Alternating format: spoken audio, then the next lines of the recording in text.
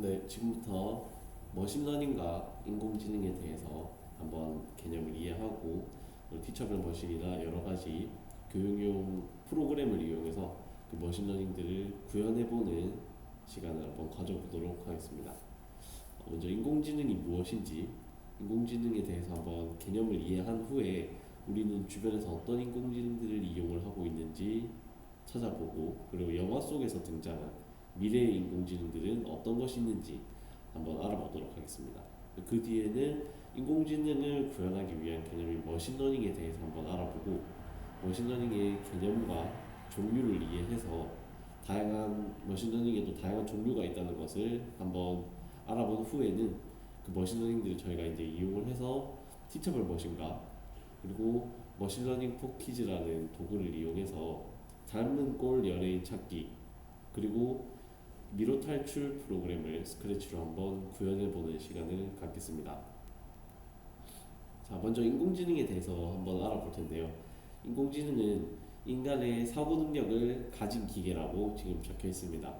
그래서 인공지능의 이 단원에서는 인공지능의 의미를 이해하고 미래는 어떤 인공지능이 나타날 것인가, 그리고 그 역할은 무엇인가, 그 인공지능의 역할이 무엇인지를 한번 추측해 본 후에 지금 현 시대의 인공지능이 지금 어떻게 활용이 되고 있는지까지 한번 알아보도록 하겠습니다.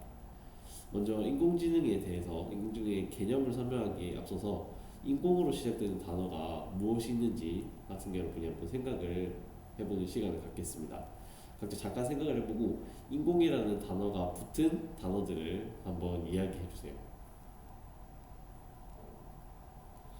네, 여러 가지 뭐 인공호수나 인공위성 그런 것들 여러 가지 단어가 있는데 인공이라는 말이 붙은 단어와 붙지 않은 단어의 차이가 무엇일까요? 네, 네, 인공의 뜻은 이렇게 구구사전에 보면은 사람의 힘으로 자연에 대해서 어떤 가공을 하거나 작용을 하는 일을 인공이라고 합니다. 그래서 인공지능은 우리가 이걸 가지고 생각해 보면 원래 지능이 아닌데 사람이 지능을 만들어낸 것이라고 생각을 할 수가 있겠죠. 네. 지금 보시는 것처럼 인공지능은 지능적 기계를 쉽게 생각했을 때는 방금 우리가 생각한 것처럼 사람이 인공적으로 지능을 만들어낸 것을 인공지능이라고 하는데 지금 정확한 개념은 지능적 기계를 만들기 위한 과학과 공학을 인공지능이라고 합니다. 이것은 존 메카시라는 분의 정의, 인공지능 정의인데요. 지능적 기계라는 것은 이제 생각을 할 수 있는 지능이 있는 기계를 의미하는 거겠죠. 우리 사람이나 동물 그런 것들은 생물체들은 지능이 있습니다. 뭐 번식을 하거나 아니면 먹이를 먹거나 그런 생존을 위한 본능 같은 것들 그런 여러 가지 지능이 있는데 기계는 지능이 없죠 원래는. 그래서 사람이 시킨 일만 아니면은 설계된 대로만 계속해서 동작을 하는 것이 기계인데 자기가 생각을 할 수 있는 지능을 갖게 된 기계 그것을 인공지능이라고 하고 그것들을 만들기 위한 과학과 공학 자체를 포함해서 인공지능이라고 명칭을 하기도 합니다. 그래서 인간의 학습 능력, 추론 능력이나 지각 능력, 이해 능력 같은 것들을 프로그램으로 실현한 것을 인공지능이라고 하는데 사람처럼 학습을 해서 자기가 어떤 것들을 배울 수가 있고 그리고 어떤 원인을 보고 결과가 어떻게 될지 추론할 수도 있고 그리고 주변의 상황 같은 걸 이해하거나 지각할 수 있는 그런 프로그램을 만드는 걸 인공지능이라고 생각을 하시면 될 것 같습니다.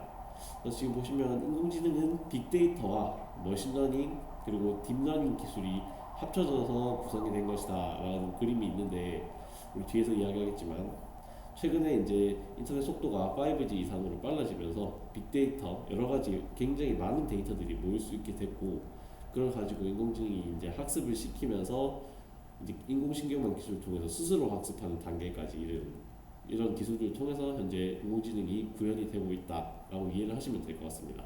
그런데 지능적 기계라는 말을 제가 앞서 드렸었는데 이 지능적 기계라는 말에 대한 개념이 정확한 개념이 조금 모호합니다. 그래서 인공지능에 대한 다양한 정의가 아직까지 존재를 하고 있고 굉장히 명확한 이게 모든 것을 포괄하는 그런 개념이 아직 나오지 않았다. 그러면 여러분은 지능적 기계 정도다라는 까지만 이해를 일단 하고 계시면 될 것 같습니다. 네, 일단 인공지능 개념을 한번 알아봤고 우리 인공지능으로 지금 우리 주변에서 가장 많이 사용되고 있는 인공지능 비서 스피커, AI 스피커, 카카오나 네이버, 구글에서 만든 그 AI 스피커가 있는데 그 스피커들을 가지고 실험을 한 아주 재밌는 지능 테스트 같은 실험을 한 영상을 일단 한번 보고 시작을 하도록 하겠습니다.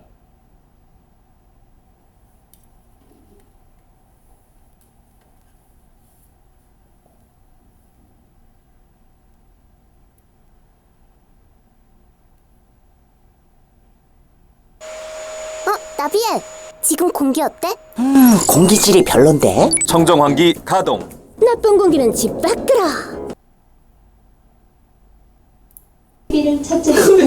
애들이 울어요. 아니야. 불러봐. 조용히 해. 전국! AI잖아.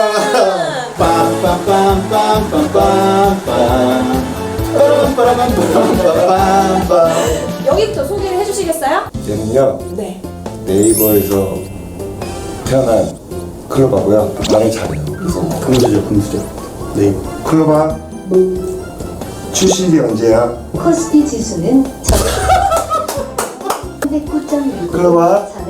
아까 잘했는데 왜 이러니?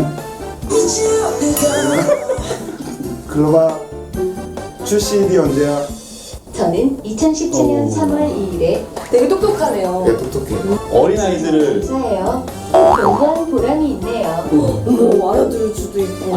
카카오의 심볼이죠. 라이언이 매달리고 있는 카카오 미니입니다. 헤이 카카오, 네 장기는 뭐야? 뭘까요? 오늘 주식 어떻게 마감됐어? 정보를 찾을 수 없어요. 근처 맛집 좀 소개해줘. 저는 소개하지 아니, 그만해요, 이제. 구글에서 만든 구글 홈입니다. 9월 18일 한국 버전이 출시가 됐는데요. 오케이 구글, 넌 어디서 태어났어? 샌프란시스코 국제공항을 나와서 백일 동맹하고 나서도 대단하고 시사상식입니다. 임진왜란이 일어난 연도는 헤이 카카오, 임진왜란이 일어난 연도는? 임진왜란아? 엄마 아빠가 깨우지 않아도 스스로 일어난 거야? 우와. 우리 임진왜란이니? 정말 부지런한 친구구나. 오케이 구글, 임진왜란이 언제 일어났어? 죄송해요. 어떻게 도와드리면 좋을지 잘 모르겠... 클로바, 임진왜란이 일어난 연도는? 한국민족문화대백과에 의하면 임진왜란 시기는 1592년입니다. 헤이 카카오, 한국의 대통령이 누구야? 누군지 기억이 안 나요. 우리는 안 된다 너. 오케이 구글, 그렇군요. 오키도키. 한국의 대통령이 누구야? 대한민국의 대통령은 문재인입니다. 한국의 대통령이 누구야? 문재인은 1953년에 태어난 대한민국의 대통령입니다. 하나 더 추가. 추가 정보까지. 외국어 영역입니다. What's your name? 헤이 카카오, what's your name? 카카오라고 불러주세요. 오케이 구글, what's your name? 잘 못 들었어요. 제 이름은 구글 어시스턴트예요. 클로바, what's your name? 임재범의 안녕하세요. 등록하지 카카오. 않고서도 조용히 해. 해주는 친구 조용히 해. 클로바랍니다. 왜 얘기하는데? 저도 같이 웃고 싶었어요. 조용히 해. 클로바, 조용히 해. 아 이거 굉장히 끼고 싶어하네요. 미안합니다를 일본어로 헤이 카카오, 미안합니다가 일본어로? 업데이트를 준비 중인 기능이에요. 오케이 구글, 일본어로 미안합니다가 뭐야? 申し訳ありません.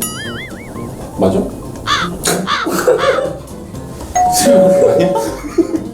미안합니다를 일본어로? ごめんなさいよ. 그래 이게 맞지. 고멘. Who is Korean president?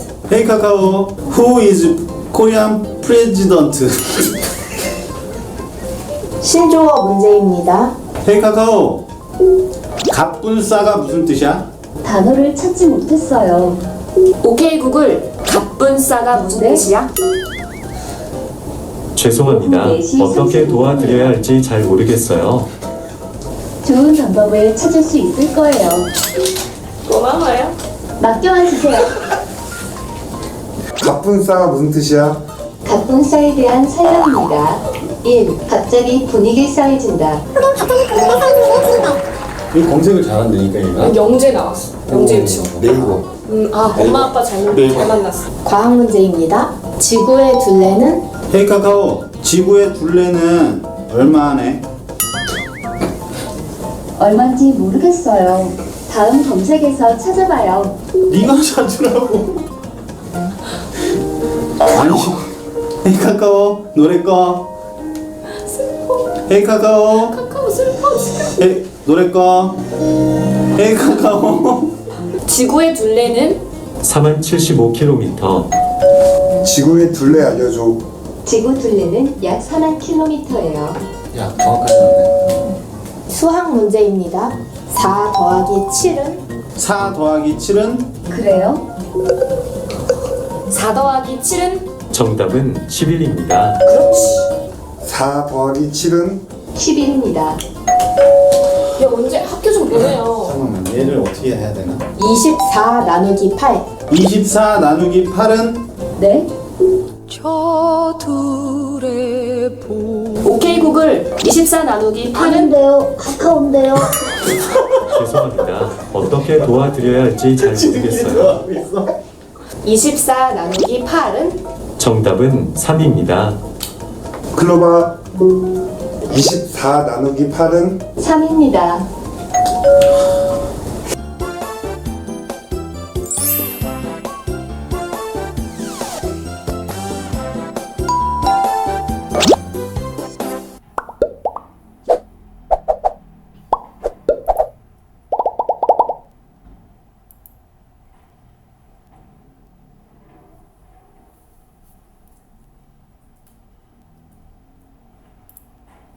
네, 이렇게 지금 많이 일상생활에서 사용되고 있는 인공지능 스피커를 가지고 어느 스피커, 어느 브랜드의 스피커가 더 검색 능력이 뛰어나는지 재밌는 실험을 하는 영상을 봤는데 이 뒤에 2부 영상이 또 있으니까 나중에 혹시 관심 있는 친구들은 유튜브에서 한번 검색해서 보면 될 것 같습니다.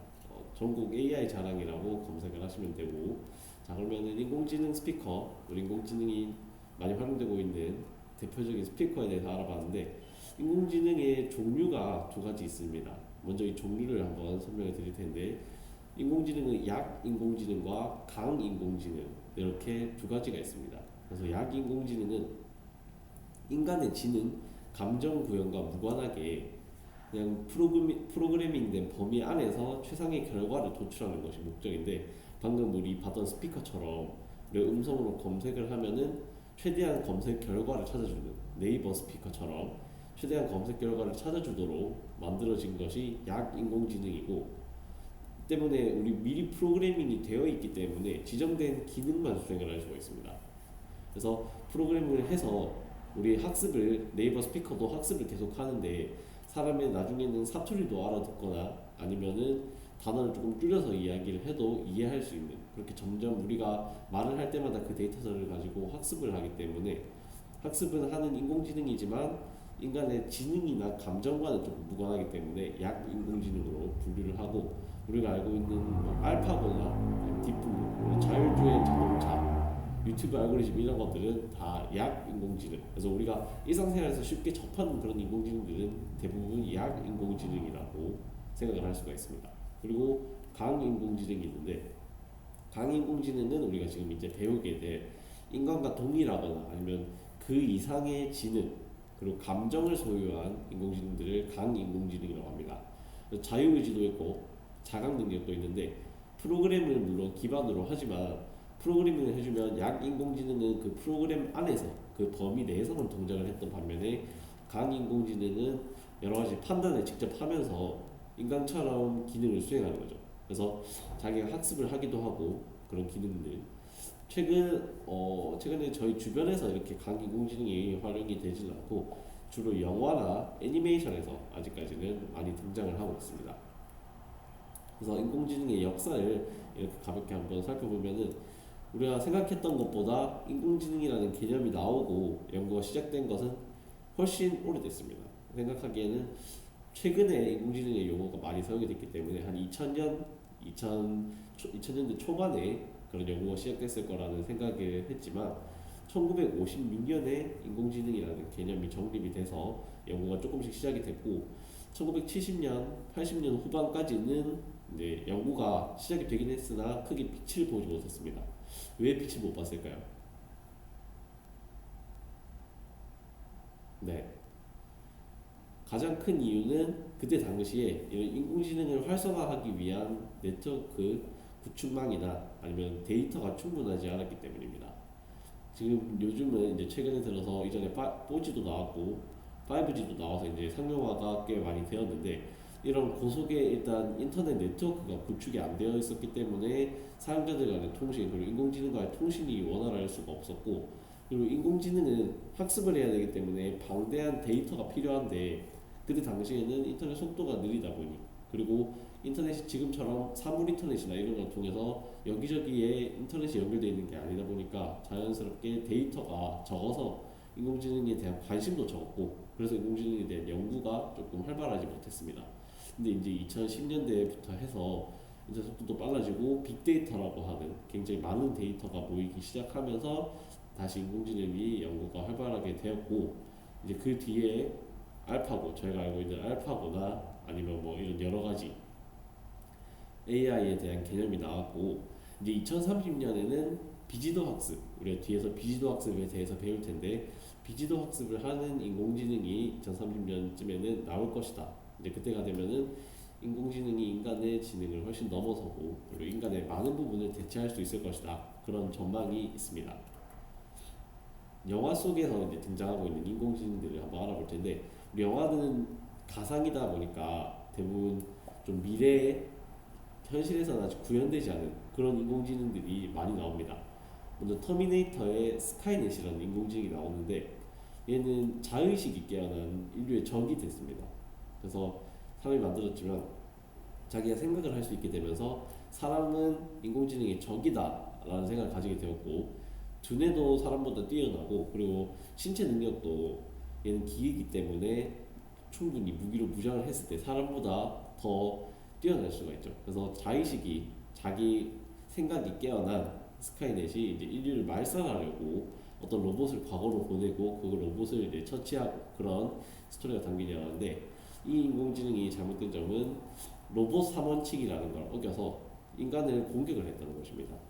로봇 3원칙은 보신 것처럼 이렇게 세 가지 원칙인데 인공지능이 나중에 인공지능이라는 로봇이 어떻게 행동을 해야 될 것인가 우리 사람이 행동하는 데는 도덕이나 아니면 양심 그런 것들 법이 아니더라도 어떤 사람이라면 지켜야 되는 그런 선이 있는데 그것처럼 로봇도 사람이 로봇을 만들 때 로봇을 동작하게 할 때 어떤 선이라고 생각할 수가 있습니다. 이 선을 넘지 않는 선에서 행동을 하도록 그게 로봇 3원칙인데 이거는 옛날에 인공지능 연구가 활발하게 진행이 되기 전에 어떤 소설 아이작이라는 작가의 소설에서 등장한 내용입니다. 로봇은 인간에게 해를 끼치지 않아야 하고 그리고 인간의 명령에 복종을 해야 된다. 근데 1번 원칙에 위배가 되지 않아야 된다는 말은 만약에 주인이 저 사람을 죽여라 라고 로봇에게 명령을 하더라도 로봇은 그렇게 동작을 하면 안 된다는 거죠. 명령에 복종은 하지만 다른 사람에게 해를 끼치는 명령에는 복종을 해서는 안 되고 그리고 로봇은 1, 2번 원칙을 위배하지 않는 선에서 자신을 보호해야 된다. 인간한테 해를 끼치지 않고 명령을 복종하는 선에서 자기 자신을 보호해야 하는 거죠. 인간한테 해를 끼치면서까지 자기를 지키는 것은 로봇 3원칙에 어긋난다 라고 볼 수가 있고 그래서 이 스카이넷은 이런 로봇 3원칙을 어기고 1번 원칙을 어겼죠. 인간에게 해를 입혔습니다. 그리고 AI라는 영화에서 데이빗이라는 인공지능이 나오는데 이 미래에는 이제 불치병에 걸린 아들을 대신해서 이 인공지능이 사람이랑 똑같이 만들어져서 불치병 걸린 아들 대신에 이제 아들도 키우려고 어떤 부부가 입양을 했는데 이 인공지능은 앞에 스카이넷은 자의식이 생겼고 얘는 감정이 생겼습니다. 얘도 물론 자의식이 생겨서 감정이 생겼겠지만 스카이넷이랑 조금 다르게 이제 여러 가지 사람이 가지고 있는 그런 감정을 가지게 됐고 그래서 이 인공지능이 이제 부모한테 조금 이렇게 서운함이나 그런 여러 가지 감정을 느끼면서 진짜로 사람이 되고자 자기도 자기가 인공지능이지만 진짜 감정을 느끼는 사람이 되고자 떠나는 그런 내용을 담은 영화입니다. 현 시대에 지금 이 영화 속에 등장하는 인공지능들은 아직까지 이렇게 구현이 되지는 않았고 미래에 이렇게 될 것이다 라는 것인데, 여기에 나온 것들 말고도 인공지능이 등장하는 게 굉장히 많습니다. 그래서 혹시 뭐 대표적으로 생각나는 인공지능이 있나요? 영화 속에서 본 굉장히 유명한 영화인데, 어벤져스나 아이언맨에서 등장하는 자비스, 지금 비전이 되었지만 자비스가 강인공지능이라고 생각을 할 수가 있겠습니다. 아이언맨이 만들었지만 이제 거기서 자기가 점점 더 판단을 하고 대화나 여러 가지 상황을 판단하면서 동작할 수 있는 자비스도 대표적인 인공지능이라고 볼 수가 있고, 영화 속 인공지능들은 미래의 인공지능이었고, 이제 현 시대 최근에 어떻게 인공지능이 어느 정도까지 발전을 했고 어떻게 활용이 되고 있는가를 한번 보면은 딥블루라는 인공지능이 있습니다. 알파고랑 비슷한데, 얘는 알파고는 바둑을 했지만 딥블루는 체스를 했습니다. 근데 얘가 이제 지능을 요구하는, 체스는 지능을 요구하는 게임인데 신체 능력이 아니라 이 지능을 요구하는 게임에서 인간을 이긴, 인공지능이 인간을 이긴 최초의 사례입니다.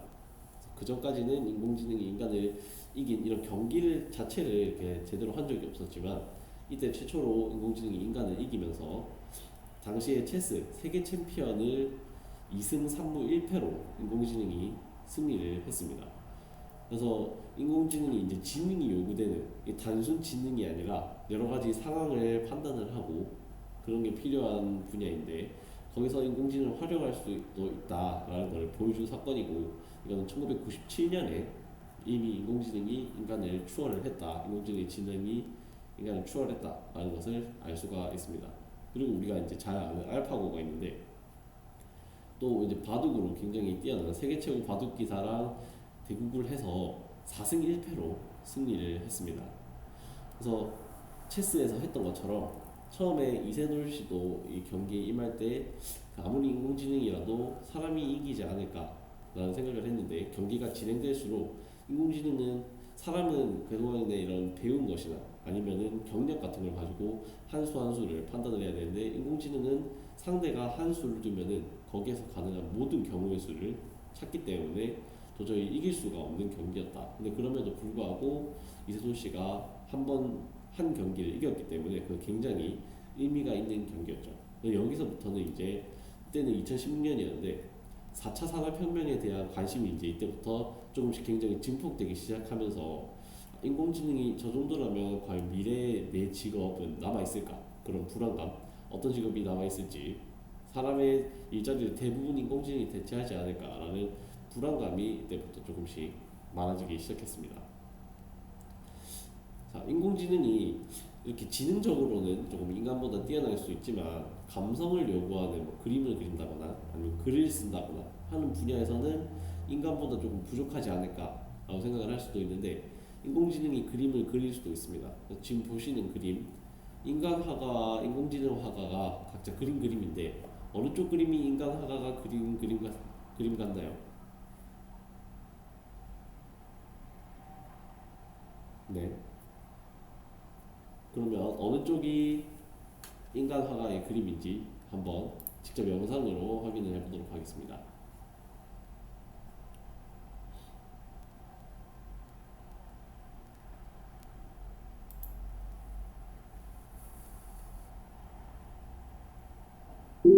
여기 독수리를 그린 두 장의 그림이 있습니다.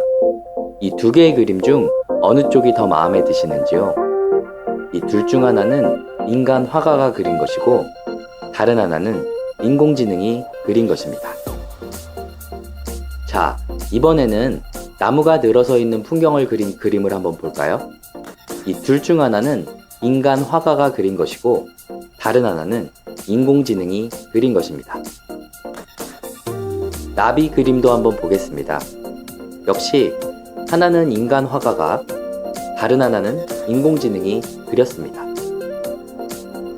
과연 사람들은 이 그림들에 대해 어떻게 생각할까요? 대학생 129명에게 물어보았습니다. 결과를 말씀드리기 전에 이 그림들이 그려진 과정에 대해서 먼저 알아보겠습니다. 인간 화가와 인공지능에게는 두 개의 동일한 재료 이미지가 주어졌습니다. 주어진 두 개의 재료를 활용하여 하나의 이미지로 새롭게 그려내는 과제를 수행했습니다.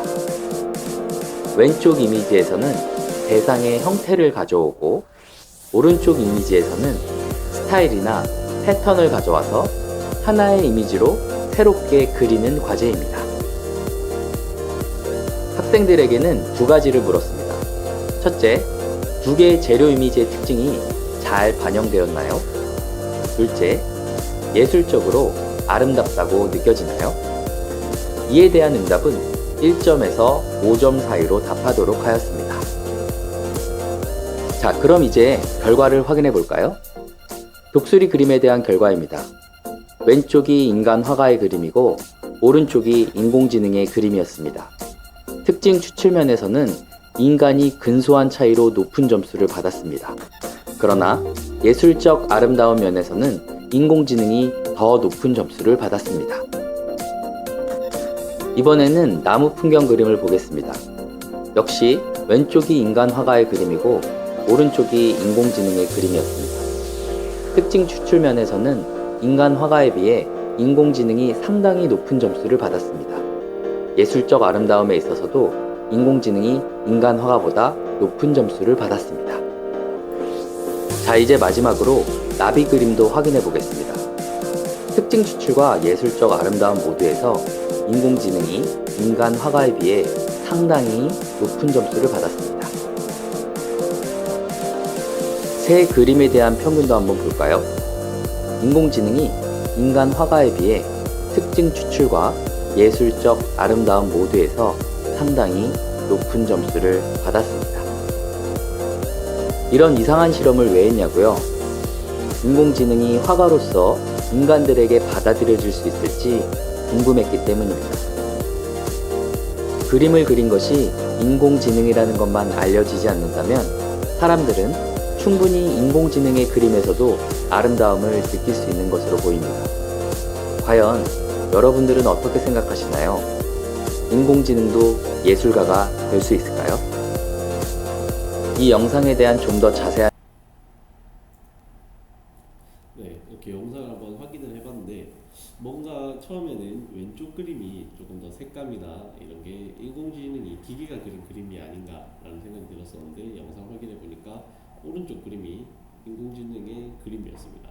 이 외에도 다른 그림들도 조금 뭔가 사실적으로 그리고 잘 그린 그림들이 인공지능 화가의 그림이었는데 이 영상을 보면서 이제 감성의 분야에서도 인공지능이 인간을 추월하거나 아니면 최소한 인간 정도의 수준을 갖추었다라는 것을 알 수가 있고, 그래서 처음 인공지능이 이렇게 활성화되었을 때 전문직이나 아니면은 이렇게 공장 노동자들 그런 인공지능 때문에 자신의 직업이 대체될까 그렇게 불안해도 화가나 작가는 그런 것에 대해서 큰 불안감을 못 느꼈는데 이제 인공지능이 그런 감성도 충분히 능력을 갖추었기 때문에 인공지능이 커버를 하지 못하는 그런 분야가 없을 거라 생각이 들고, 그리고 영상 마지막에 튜링 테스트, 앨런 튜링이라는 사람이 나왔었는데 튜링 테스트는 인공지능이 그림을 그리는 게 아니라 글을 써서 사람이 쓴 글과 인공지능이 쓴 문장을 섞어서 3명의 심사위원에게 보여주고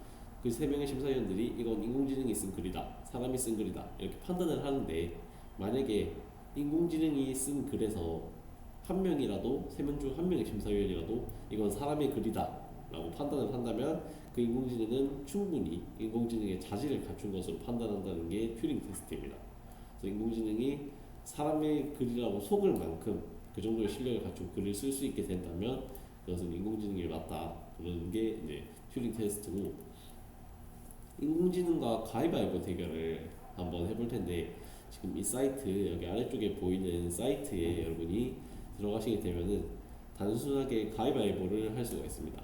그런데 이 가위바위보 경기를 하다 보면은 처음에는 승패가 이렇게 이긴 경기 수가 비슷한데 경기가 진행될수록 많이 진행될수록 인공지능이 더 많이 이기는 모습을 자주 볼 수가 있습니다. 왜 그런지는 일단 가위바위보 게임을 한번 해본 후에 확인을 해보도록 하겠습니다. 여기 사이트로 다들 접속을 해주시고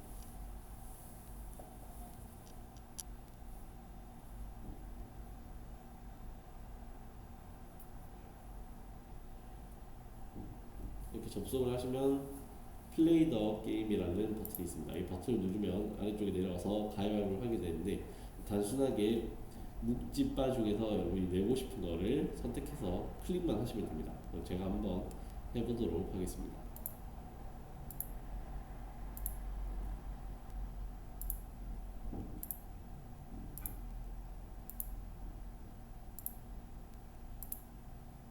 어, 20판, 20경기 정도만 한번 해볼 거고,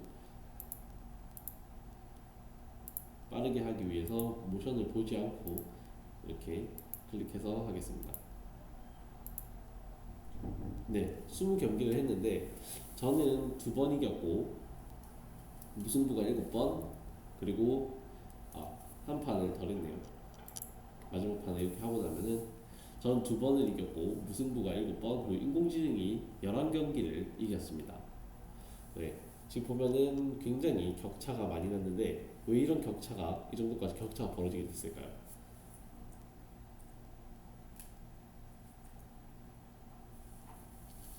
게임이 이렇게 지금은 20판밖에 안 했는데 나중에 50판 정도 되면은 격차가 더 크게 벌어집니다. 뭐 아닌 친구들도 있겠지만 이렇게 격차가 발생하는 이유는 이 인공지능, 지금 화면의 오른쪽에서 보이는 이 인공지능은 우리가 가위바위보를 할 때 학습을 하기 때문입니다.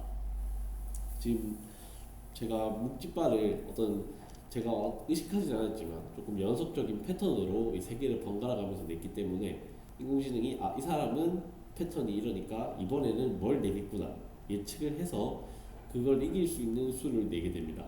그래서 인공지능이 이 학습을, 저희가 내는 경우의 수를 학습을 하기 때문에 나중에는 저희가 뭘 낼지를 다 예측을 하고 경기에 진행을 해서 방금처럼 이렇게 큰 격차가 나고, 이렇게 학습이 되지 않으려면은 계속 변칙적으로 저희가 그 패턴을 의식을 하면서 일부러 다른 걸 내면은 인공지능보다 더 많이 이기거나 아니면 비슷하게 이길 수도 있습니다. 그런데 결국에는 경기가 많이 진행될수록 그런 변칙적인 것도 다 학습을 하기 때문에 인공지능을 이기는 게 쉽지 않다. 인공지능이 학습하는 것에 대해서 한번 간단하게 체험을 해봤고, 인공지능이 이제 나중에는 어떻게 활용이 될까? 지금 구현이 된 것도 있고 조금 더 미래 연구 중이라서 미래에 이제 구현이 될 것도 있는데, 첫 번째로 운송수단에서 인공지능이 어떻게 활용이 되고 있는지를 한번 보시면은 차량이랑 그리고 드론, 이들이 이제 자율주행을 할 수 있도록 하는데 인공지능이 사용이 됩니다. 근데 여기에 사용되는 인공지능은 약인공지능일까요? 아니면 강인공지능일까요? 네, 여기에 사용되는 인공지능은 약인공지능입니다. 왜냐면은 뭐 자기 감정이나 아니면 학습 능력은 있지만 감정이나 자의식 같은 것들이 없는 그런 인공지능, 프로그래밍된 범위 내에서 그 목표를 최상의 결과를 만들기 위해서 동작을 하는 인공지능이기 때문에 여기서 목표는 무엇일까요? 네, 차가 사고가 나지 않고 인명피해나 재산피해가 없이 안전하게 목적지까지 갈 수 있게 하는 게 목표겠죠. 그래서 약인공지능이라고 볼 수가 있는데, 구글에서 만들고 있는 자율주행차는 이런 형태로 생겼다고 합니다. 그래서 여러 가지 이제 전기 배터리를 이용해서 동작을 하고, 그리고 맨 위에 보면 레이더 센서가 있는데 이 센서가 360도로 방향을 인식하면서 뒤에서 차가 오는지, 그리고 내 오른쪽과 왼쪽에 차선을 바꾸려고 하는 차가 있는지 그런 것들을 판단을 하면서 동작을 하게 됩니다. 그래서 이 차 안에는 핸들이나 페달이 전혀 없는, 그래서 사람이 직접 조작을 할 수 없는 차량의 형태가 되었습니다. 일상생활에서 우리가 나는 인공지능을 안 쓰고 있는 것 같은데 라고 생각할 수도 있지만, 스마트폰이 있는 친구라면 다 인공지능을 소지는 하고 있습니다. 그리고 스마트폰이 없더라도 만약에 유튜브를 본 적이 있다면 다 인공지능을 활용을 하고 있는 건데, 우리 대표적으로 빅스비나 시리가 인공지능이라고 생각할 수가 있습니다. 그러면 빅스비랑 시리는 강 인공지능일까요? 아니면 약 인공지능일까요? 네, 얘도 마찬가지로 약 인공지능입니다.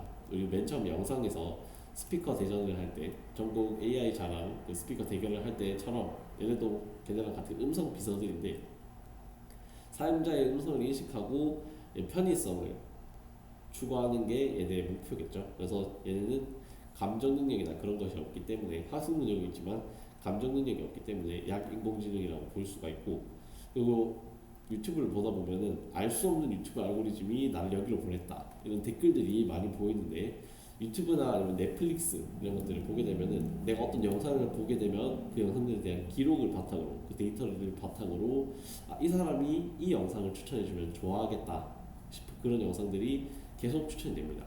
그래서 유튜브에서 한번 영상을 보기 시작하면은 이렇게 1시간, 2시간 시간 가는 줄 모르고 보게 되는 이유가 이런 알고리즘 때문에 내가 관심이 있을 법한 그런 영상들을 추천해주기 때문인데, 만약에 축구에 관심이 없는 사람한테 신서유기를 보고 있는데 축구 영상을 추천해준다면은 유튜브를 이제 거기서 딱 보고 있는 영상까지만 보고 끊겠지만, 신서유기도 추천해주고 1박 2일도 추천해주고 무한도전 추천해주고 그런 비슷한 영상들을 계속 추천을 해주다 보면은 이제 사용자가 원하는 그런 영상들이기 때문에 계속 보게 되는 거죠. 넷플릭스에서도 이렇게 시청 기록을 바탕으로 사용자가 좋아할 것 같은 작품들을 추천을 해줍니다.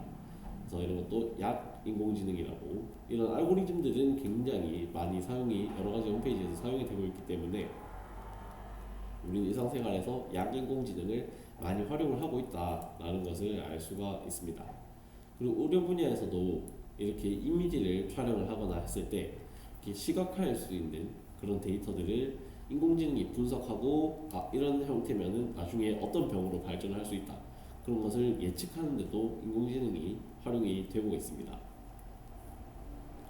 이제 인공지능에 대해서 지금 한번 현대 인공지능 그리고 미래 인공지능 개념 같은 것들을 한번 알아봤는데, 이번에는 머신러닝에 대해서 한번 알아보겠습니다. 그리고 머신러닝은 이 뒤에 이제 실습 파트에서 이 개념을 이용을 해서 우리가 어떤 일종의 약 인공지능을 만들고 그 목표를 수행할 수 있게 해볼 거기 때문에 머신러닝의 개념을 일단 정확히 한번 알아보겠습니다.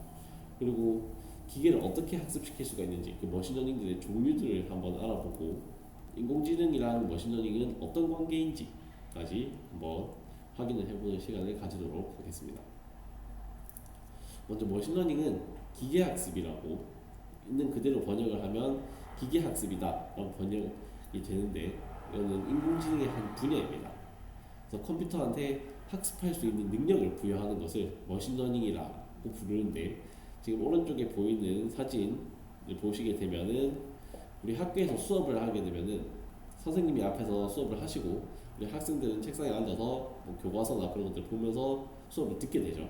들으면서 국어 또는 뭐 수학 그런 과목들에 대한 개념을 배우고 문제를 어떻게 풀어야 되고 이 개념을 어떻게 응용을 해야 되고 그런 것들을 배우는데, 그 그림을 이제 컴퓨터에게, 인공지능에게 비유를 한 것이 이것입니다.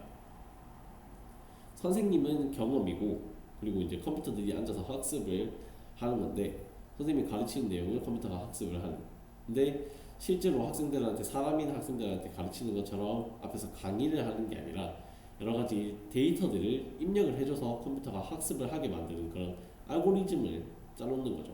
그래서 그런 알고리즘이 짜져 있는 프로그램들이 데이터를 받으면 학습을 하게 되는 그런 것을 이제 머신러닝이라고 할 수가 있습니다. 머신러닝 학습 방법의 종류에 대해서 한번 알아볼 텐데, 여러 가지가 있겠지만 대표적인 것들만 3가지 정도 한번 확인을 해보도록 하겠습니다. 먼저 지도학습입니다. 지도학습이라는 말의 의미를 한번 잘 생각을 해보면, 지도는 선생님이나 누군가를 가르쳐 주는 것이죠. 그걸 지도라고 하는데, 지도해서 학습을 한다. 그래서 사람이 인공지능에게 지도를 해주는 겁니다. 그래서 그걸 지도학습이라고 하고, 문제랑 답을 같이 주는 그런 방법을 지도학습이라고 하는데, 지금 보시는 것처럼 강아지와 고양이 사진이 있습니다. 강아지랑 고양이 사진을 입력을 해주면서 이 위에 있는 4개는 강아지 사진이고 아래쪽에 있는 4개는 고양이 사진이다 라는 걸 인공지능에게 알려줍니다. 그럼 인공지능은 따로 분류를 할 필요가 없이 이렇게 생긴 건 강아지구나, 이렇게 생긴 건 고양이구나 있는 그대로 받아들이고, 이제 비슷한 사진들이 들어왔을 때 이거는 강아지랑 비슷하게 생겼으니까 강아지 쪽에 넣어야겠다, 고양이랑 비슷하게 생겼으니까 고양이 쪽에 넣어야겠다, 이런 식으로 인공지능이 뒤에 조금씩 학습을 이어나가게 되는 이런 걸 지도학습이라고 하고, 여기서 강아지, 고양이와 같은 분류, 이런 정답, 강아지, 고양이 사진이 문제라면은 강아지, 고양이라는 이런 분류가 정답인데, 이런 것들을 레이블이라고 칭합니다. 나중에 우리 뒤에서 시스템 머신을 이용하면서 레이블이라는 개념을 또 접할 거기 때문에 기억을 해두시고 이런 걸 지도학습이라고 한다. 그러면 지도학습이 있으면 비지도학습이라는 것도 있겠죠. 비지도학습은 B는 아니다 라는 뜻의 한자인데 우리가 가르쳐주지 않는 학습입니다. 그래서 학습할 자료는 주지만 앞에 지도학습에서는 문제랑 정답을 같이 줬죠. 사진만 준 게 아니라 이거는 강아지야, 고양이야 라는 정답도 같이 줬는데 비지도학습에서는 학습할 자료만 줍니다. 교과서만 주고 이걸 공부해라 라고 하는 거랑 똑같은 거죠. 선생님이 문제집을 주고 이 문제를 1번부터 한 10번까지 풀어봐라 라고 하면은 그건 비지도학습이고, 지도학습은 1번부터 10번까지 푸는 방법을 다 알려주고 그 다음에 네가 11번부터 20번까지 풀어봐라 라고 하는 게 지도학습이라고 볼 수가 있겠죠. 비지도학습은 앞에서 말했던 레이블, 정답 없이 인공지능이 직접 데이터, 여러가지 입력된 데이터들의 속성을 구분하면서 비슷한 집단들, 비슷한 성격을 가진 데이터끼리 묶는 것을 비지도학습이라고 합니다. 그러니까 지금 보시는 것처럼 앞에서처럼 강아지랑 고양이 사진을 주는데 이렇게 분류를 해서 이건 강아지, 이건 고양이 이렇게 주는 게 아니라 그냥 강아지, 고양이 사진 전체 8장을 사진만 그냥 주게 되면은 이 비지도학습 알고리즘이 짜져 있는 이 기계가 직접 이건 얘네끼리 비슷하네, 이건 얘네끼리 비슷하네 이런 식으로 분류를 하게 되는 그게 비지도학습입니다. 마지막으로 가장 이들 중에서 이제 가장 요즘에 많이 이렇게 각광받고 있는 분야가 딥러닝인데, 딥러닝에서 딥은 러닝은 학습이라는 의미고 딥은 무슨 의미일까요? 딥은 깊게 그런 뜻을 가진 영어 단어죠. 그래서 깊게 학습한다 그런 식으로 해석을 할 수가 있는데, 말 그대로 인간이 가르치지 않아도 학습을 전혀 이렇게 가르쳐주지 않아도 기계가 스스로 학습을 하면서 상황을 예측하는 겁니다. 그래서 방금 지도학습은 가르쳐주는 거고 비지도학습은 학습할 자료만 주는 거라고 했는데, 딥러닝은 쉽게 생각하면은 학습할 자료도 인간이 주지 않는 거죠. 애초에 알고리즘을 짤 때 자기가 직접 학습할 자료들을 모으도록 그러니까 학생한테 교보문고에 가라 라고 정도만 말을 해주고 그 학생이 이제 직접 교보문고에서 자기가 공부할 문제집 같은 것도 다 직접 찾아보면서 그렇게 공부를 하는 게 딥러닝이다 라고 생각을 할 수가 있습니다. 딥러닝이랑 그 외에 앞에서 말했던 다른 머신러닝 알고리즘 이렇게 여러 가지가 있는데, 다른 데이터들은 우리가 직접 해보면 알겠지만 학습할 데이터를 조금 어느 수 정도 주고 나면은 그 뒤로는 크게 차이가 없습니다. 다 비슷비슷하기 때문에 구분을 동작을 잘 하고 데이터가 많아봤자 이렇게 성능이 크게 월등히 좋아지진 않는데, 딥러닝은 자기가 직접 학습을 하면서 데이터가 많아지면 많아질수록 성능이 조금씩 더 좋아집니다. 그런 차이가 있다는 것을 알고 계시면 될 것 같고, 지금 인공지능과 머신러닝 개념을 이렇게 듣고 나니까 두 개가 다른 개념인 것 같지만 실제로 머신러닝은 쉽게 생각을 해서 인공지능에 포함이 되는 개념이라고 볼 수가 있습니다. 인공지능 지금까지 했던 이야기 전체가 우리 인공지능이라는 개념에 포함이 되는 것들이고, 머신러닝은 인공지능을 구현하는 한 방법이다 라는 것을 생각을 하시면 될 것 같아요. 그래서 그 머신러닝 안에서 우리가 방금 봤던 것처럼 지도학습, 비지도학습 그리고 딥러닝이 있기 때문에 개념관계가 지금 왼쪽에 보이는 그림처럼 인공지능 안에 머신러닝이 포함이 되고 머신러닝 안에 딥러닝이 포함이 되는 그런 관계라고 생각을 하시면 될 것 같습니다. 자, 그러면은 이제 지금부터는 실습을 통해서 한번 티처블 머신, 구글에서 만든 티처블 머신이라는 것들을 이용을 해서 한번 나랑 닮은 연인이 누군지 인식하는 프로그램을 만드는 체험을 한번 해보겠습니다. 잠깐 쉬는 시간 가지고 계속 이어서 해보도록 하겠습니다.